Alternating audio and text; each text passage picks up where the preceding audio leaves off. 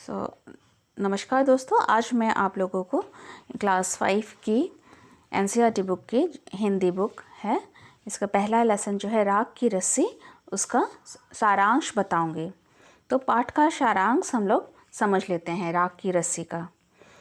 तो इसमें हमें ये बताया है, एक तिब्बत के 32वें राजा सोनगवसेन गाम्पो के मंत्री का नाम लोनपो गार था। तिब्बत में जो 32वें राजा थे ना, उनके जो सोनगवसेन थे उन 32वें राजा, और उनके मंत्री का नाम था लोनपो गार।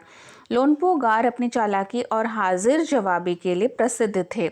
लोनपो गार जो है वे अपनी चालाकी और हाजिर जवाबी के लिए प्रसिद्ध थे, लेकिन उनका बेटा ठीक उनके विपरीत था। लेकिन उनका बेटा जो है लोनपो गार का, वो बिल्कुल विपरीत, माने कि अगर लोनपो गार चालाक थे और हाजिर जवाब थे, तो बेटे में बिल्कुल भी चालाकी नहीं थी, हाजिर जवाबी नहीं थी। वे चाहते थे कि उनका बेटा उनकी तरह होशियार हो। एक दिन उन्होंने अपने बेटे को 100 भेड़ें देकर शहर जाने को कहा। तो लोनपो गार ने एक दिन सोचा कि मेरा बेटा का मैं नहीं होऊंगा तो क्या होगा, तो उसका एक परीक्षा लेना चाहा कि वो मेरे बाद कैसे रहेगा। और उसने लोनपो गार ने 100 भेड़ें देकर 100 भेड़ों के साथ अपने बेटे को शहर भेजा।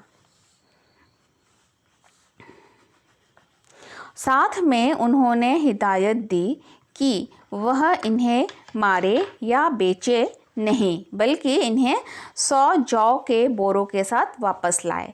भेड़ों को भी वापस लेना है और 100 जौ के बोरे भी लाने हैं, अनाज के बोरे। तो भेड़ों को बेच नहीं सकता पैसों के लिए। तो ठीक है, बेटा शहर पहुंच गया। वह बहुत चिंतित था क्योंकि उसके पास 100 बोरे जौ खरीदने के लिए रुपए नहीं थे।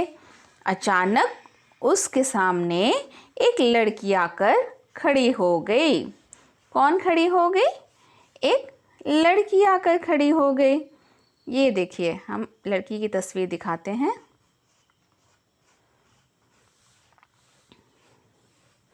जब उसने उसकी चिंता का कारण पूछा तो उसने अपना हाल उससे कह सुनाया। लड़की होशियार थी। उसने भेड़ों के बाल उतार कर बाजार में बेच दिए और उससे मिले रुपयों से 100 बोरे जौ खरीद कर उसे वापस घर भेज दिया। बेटे को लगा कि पिताजी बहुत खुश होंगे, लेकिन ऐसा कुछ नहीं हुआ। तो क्या किया उस लड़की ने? वो लड़की बहुत ही चालाक थी। उसने भेड़ों के बाल उतार के बेचे और 100 बोरे जौ के खरीद के लोनपो गार के बेटे को भेज दिया वापस। लेकिन लोनपो गार के बेटे ने सोचा था कि उसके पापा बहुत खुश हो जाएंगे, लेकिन वैसा कुछ नहीं हुआ। दूसरे दिन लोनपो गार ने अपने बेटे को फिर शहर भेज दिया, उन्हीं भेड़ों के साथ भेज दिया।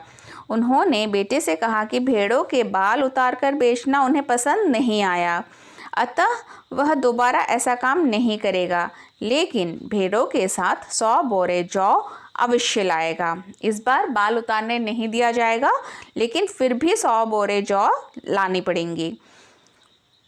एक बार फिर निराश लोनपो गार का बेटा शहर पहुंचा। वह लड़की उसे फिर मिली। उसने फिर अपनी समस्या उसे सुनाई। इस बार लड़की ने भेड़ों के सींग काटकर उन्हें बाजार में बेच दिया और उनसे मिले रुपयों से 100 बोरे जौ खरीद उसे घर वापस भेज दिया। तो लड़की बहुत चालाक थी। उसने इस बार क्या किया कि भेड़ों के सींग को काट कर बेचा और उन पैसों से 100 बोरे जौ के खरीद कर फिर से उसे घर भेज दिया। बेटे ने खुशी में अपने पिता से सारी कहानी कह दिया। सुनकर लोनपो गार बोले, उस लड़की से कहो कि हमें 9 हाथ लंबी राख की रस्सी बनाकर दे। उनके बेटे ने लड़की के पास जाकर पिता का संदेश सुनाया। अब राख यानी कि ऐश, यानी कि जब कुछ भी हम जलाते हैं तो काला सा राख रह जाता है ना, उसकी रस्सी। लड़की एक शर्त पर रस्सी बनाने को तैयार थी। शर्त था कि उसके पिता उस रस्सी को गले में पहने। अच्छा, अब लड़की ने भी शर्त रख दिया कि मैं राख की रस्सी बना तो दूंगी, लेकिन उसे लोनपोगार को गले में पहनना पड़ेगा। लोनपोगार ने सोचा ऐसी रस्सी बनाना ही संभव नहीं है, इसलिए लड़की को की शर्त स्वीकार कर ली। अगले दिन लड़की ने 9 हाथ की रस्सी लेकर उसे पत्थर की सिल पर रख कर जला दिया।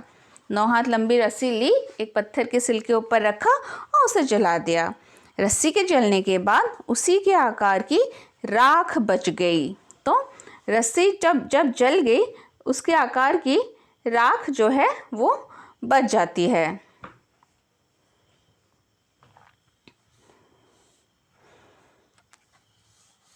अगले दिन फिर क्या होगा कि लड़की उसे सिल समेत लोनपोगार के पास ले गई। उस पत्थर को ही सिल कहा गया है, उसके साथ ही लोनपोगार के पास ले जाया गया और उसे पहनने को कहा। अब लोनपोगार राख की रस्सी देकर दंग रह गए।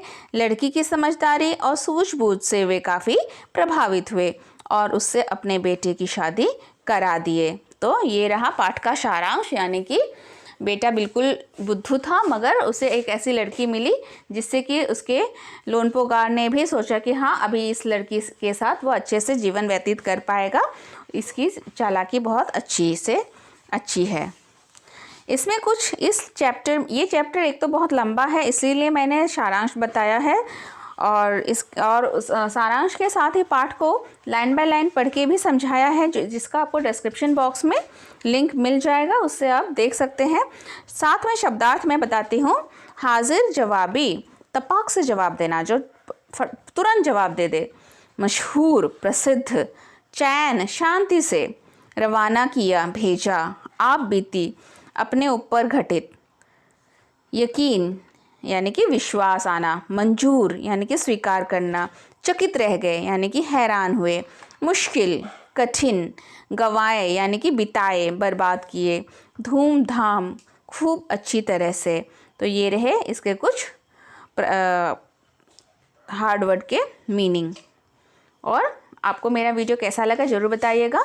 अगर अच्छा लगे तो ज़रूर लाइक कर दीजिएगा और मेरे चैनल को सब्सक्राइब कर लीजिएगा, ताकि आपको मेरे चैनल के सारे एजुकेशन के वीडियोस मिलते रहे। धन्यवाद।